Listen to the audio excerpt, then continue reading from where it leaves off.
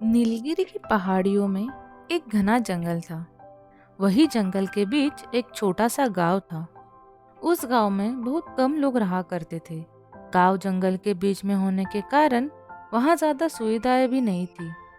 गांव के लोग जो कुछ जंगल में मिलता था उसी से अपना गुजारा कर लेते थे। वही कुछ दूर एक छोटा सा तालाब भी था।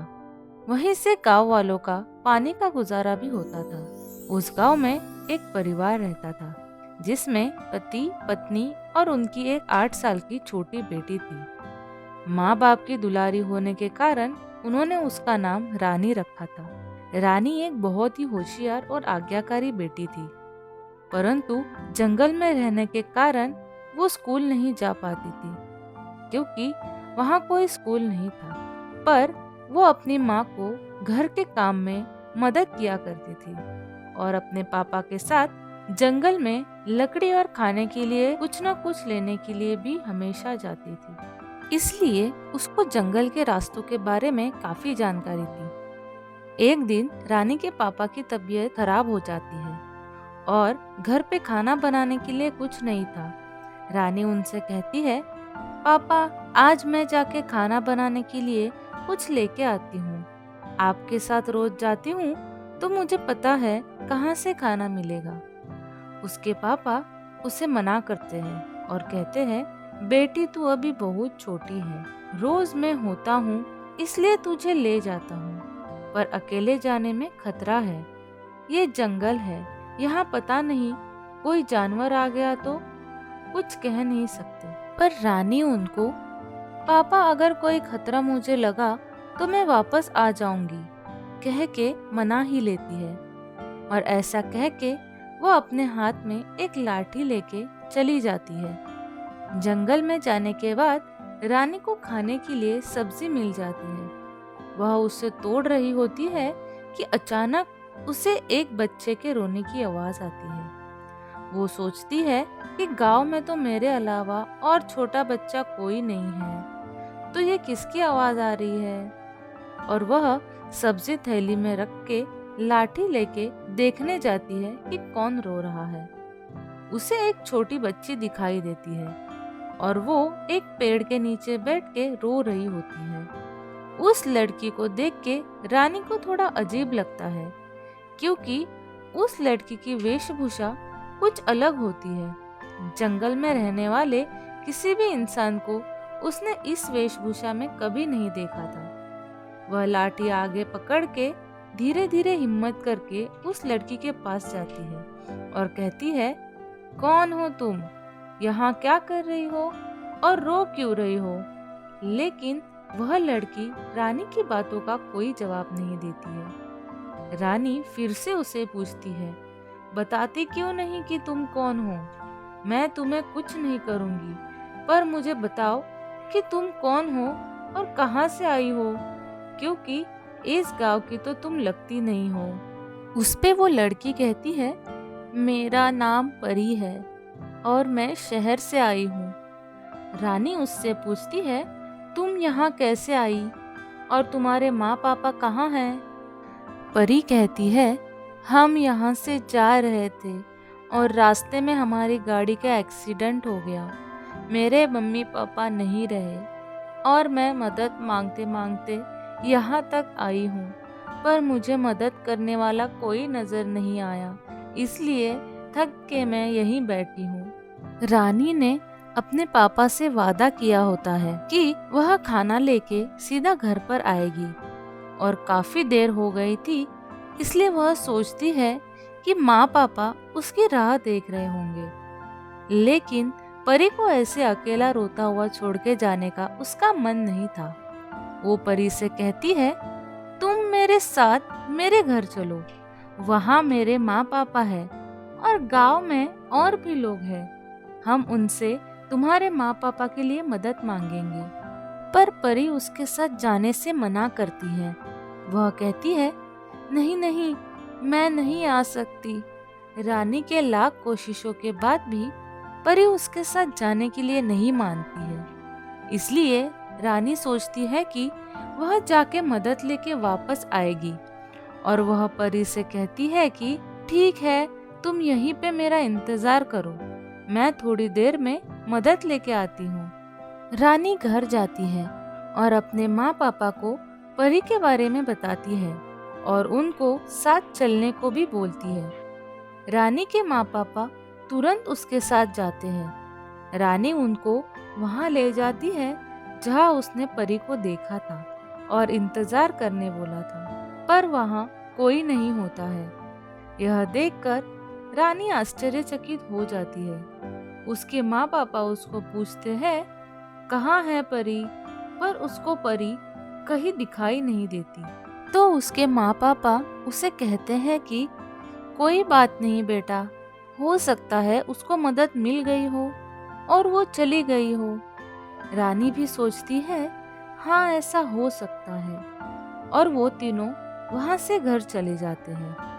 अगले दिन फिर जब रानी अपनी माँ के साथ जंगल के तालाब में पानी लेने जाती है तो उसे परी वापस दिखती है।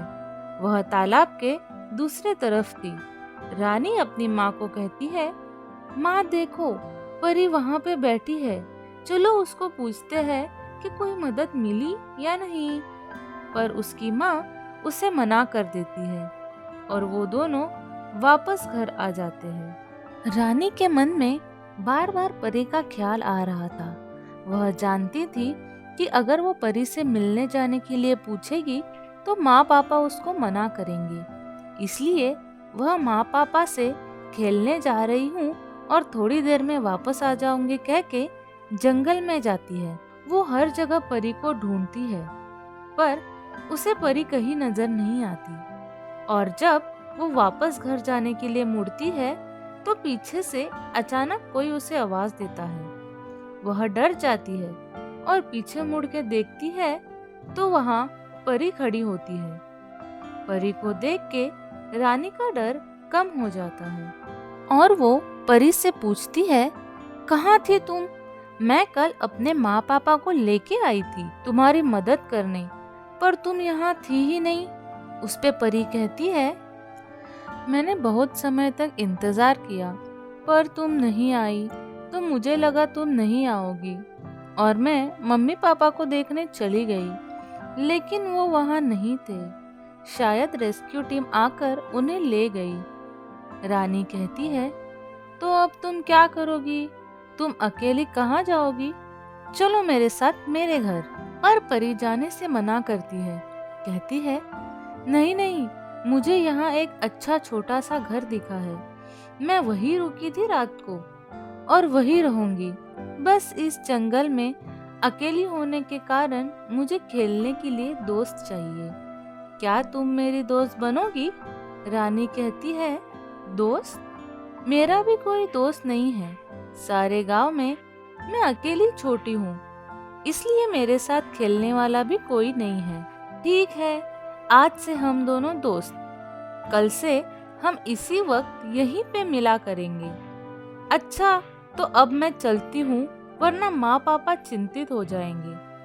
परी कहती है, एक मिनट, तुम मेरी दोस्त होना तो मुझसे वादा करो कि मेरे या हमारी दोस्ती के बारे में तुम किसी को नहीं बताओगी।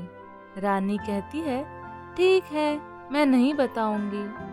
और उस दिन से हर रोज रानी और परी उसी जगह मिलते हैं और खेलते हैं। वह दोनों एक दूसरे के इतने अच्छे दोस्त बन गए थे कि मानो एक को चोट लगे तो दर्द दूसरे को होता था।